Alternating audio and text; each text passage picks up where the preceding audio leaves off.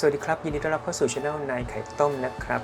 วันนี้เรามาทำเมนูเพื่อสุขภาพทานกันนะครับนั่นก็คือเมนูไข่ตุ๋นนั่นเองนะครับหลายๆคนนะครับมีปัญหานะครับในการทำไข่ตุ๋นแต่ละครั้งเนี่ยนะครับออกมาไม่เหมือนกันสักรอบหนึ่งนะครับวันนี้ผมมีเทคนิคนะครับในการทำไข่ตุ๋นทำยังไงให้เนื้อเนียนนุ่มเด้งน่ารับประทานนะครับทำกี่ครั้งออกมาก็เหมือนเดิมนะครับโอเคครับเดี๋ยวเรามาดูเทคนิคกันครับว่าทำกันยังไงนะครับก่อนอื่นเลยนะครับเราไปดูวัตถุดิบกันก่อนว่าเราใช้อะไรกันบ้างโอเคครับสิ่งแรกนะครับก็เป็นไข่ไก่นะครับแล้วก็มีต้นหอมซอยนะครับหัวหอมแดงซอยแล้วก็แครอทซอยนะครับน้ำสะอาดครับซีอิ๊วขาวเกลือครับแล้วก็พริกไทยป่นนะครับโอเคครับเดี๋ยวเรามาเริ่มทำกันเลยครับก่อนอื่นเลยนะครับแนะนำให้เพื่อนๆตั้งซึ้งนะครับแล้วก็ต้มน้ำให้เดือดก่อนเลยนะครับเพราะว่าเดี๋ยวช่วงที่เราเตรียมไข่นะฮะน้ำคงจะเดือดพอดีนะครับหลังจากนั้นเราถึงจะไปนึ่งกันนะครับเดี๋ยวเรามาเริ่มเตรียมไข่นะครับที่เราจะไปนึ่งกันเลยนะครับเทคนิคแรกเลยนะครับให้เราหาถ้วยนะครับใบไม่ต้องใหญ่มากนะครับให้ดูกับเหมาะกับปริมาณของไข่ที่เราจะใช้นะครับถ้าใช้ไข่น้อยก็หาถ้วยเล็กๆนะครับถ้าเกิดใช้ไข่เยอะก็หาถ้วยใหญ่ๆผมใช้เป็นถ้วยนะครับไซส์ประมาณนี้นะครับสำหรับไข่ของผม3ฟองนะครับเพราะว่าเดี๋ยวเราจะมีการวัดระดับนะครับของไข่นะครับที่เราใช้นะฮะหรือปริมาตรไข่นั่นเองนะครับซึ่งจะมีผลต่อการตวงน้ำที่เราใช้ผสมในไข่นะครับก่อนอื่นเลยนะครับเราตอกไข่ใส่ถ้วยนะครับ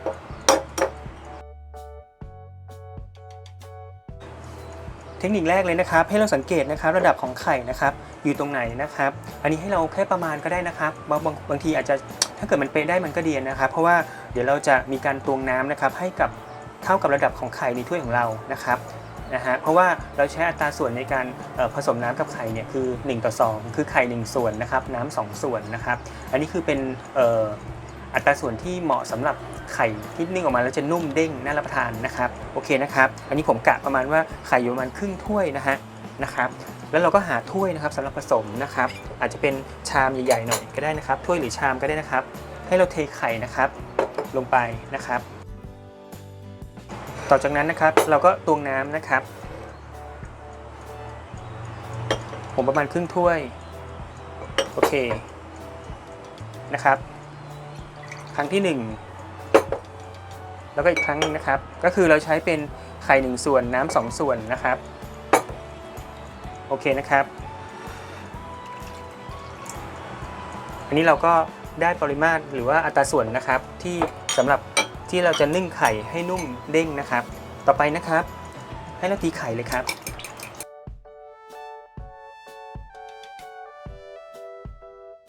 โอเคนะครับตอนนี้เราตีไข่มาได้ที่แล้วนะครับเดี๋ยวเราจะทำการกรองนะครับกรองไอตัวที่เป็นไข่ขาวที่ยังเป็นก้อนอยู่นะครับเพื่อที่จะทำให้ไข่ของเราเนียนนะครับให้เราหาถ้วยนะครับสำหรับนึ่งไข่นะครับแล้วเราก็ใช้ตัวกระชอนนะครับกรองไข่ที่เราเตรียมเอาไว้นะครับเพื่อที่จะแยกตัวไข่ขาวที่ยังเป็นก้อนอยู่เพื่อที่จะทำให้ไข่นิ่งของเรานะครับเนียนนะครับโอเคนะครับให้เรากรองเลยนะครับ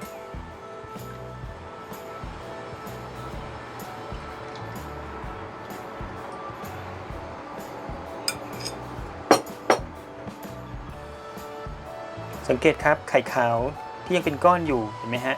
ถ้าเกิดว่าเรานึ่งตัวส่วนนี้ไปด้วยเนี่ยไข่มันจะไม่เนียนนะครับยังจะเห็นเป็นก้อนๆอยู่นะครับดังนั้นเพื่อที่จะทำให้ไข่เราเนียนนะครับเราควรที่จะกรองนะ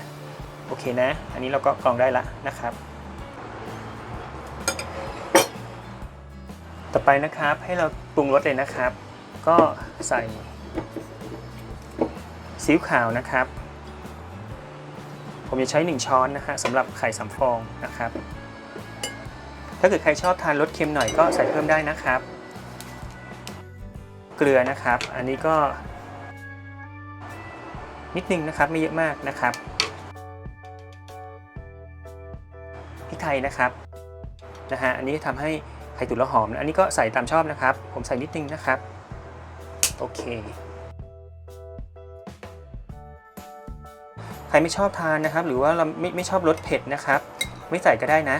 แต่นี้สูตรที่ผมทำกินบ่อยๆก็คือเราจะใส่พริกไทยด้วยนะครับมันจะได้อยู่ในเนื้อไข่เลยนะครับต่อไปนะครับก็ใส่ส่วนผสมที่เป็นตัวผักนะครับก็จะมีแครอทนะครับหอมแดงนะครับแล้วก็ตัว ต้นหอม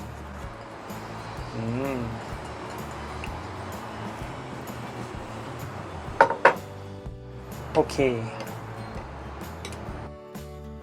แล้วเดี๋ยวเราไปนึ่งกันเราจะทำการนึ่งไข่ที่ไฟอ่อนที่สุดนะครับตอนแรกที่ผมบอกให้เราเตรียมซึ้งนะครับแล้วก็ต้มน้ำให้เดือดนะครับตอนนี้น้ำเลยเดือดแล้วนะครับนะเดี๋ยวเรามาดูกันนะครับเราเปิดซึ้งเลยนะครับให้เราหลีไฟนะครับ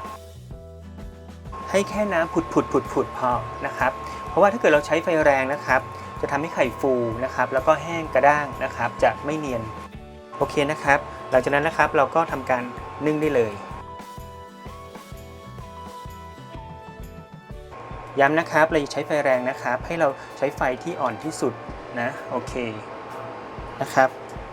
ผมจะนึ่งที่นะครับ15 นาทีนะครับแล้วเดี๋ยวเรากลับมาดูกันนะครับ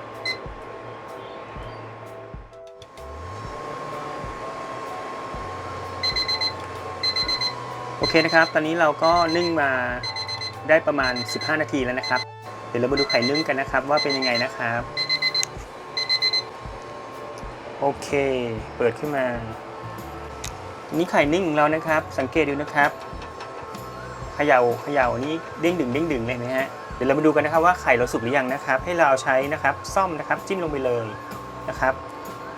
ถ้ามันมีน้ำออกมานะครับหรือว่ามีน้ำขุ่นๆนะครับแปลว่ายังไม่สุกนะถ้าเกิดไม่มีนะครับแปลว่าไข่เราสุกเรียบร้อยแล้วนะครับโอเคอันนี้ไม่มีแล้วนะครับไข่เราสุกเรียบร้อยนะครับสังเกตดูนะครับไข่เราเนียนมากเลยนะครับไม่มีฟูไม่มีกระด้างนะครับเดี๋ยวเราดูนะครับว่าไข่เราเป็นยังไงนะครับ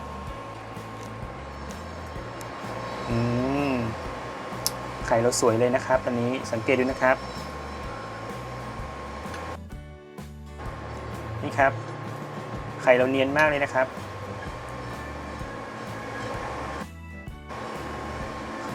เนียนสวยนะครับน่ารับประทานเลยนะครับโอเคลองทำดูนะครับไม่ยากเลยนะครับเมนูนี้นะครับ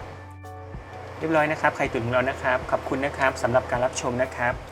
ช่วยกดแชร์กดไลค์กดติดตามด้วยนะครับและอย่าลืมกดกระดิ่งนะครับเพื่อไม่ให้พลาดคลิปดีๆของเราในอนาคตต่อๆไปนะครับขอบคุณนะครับ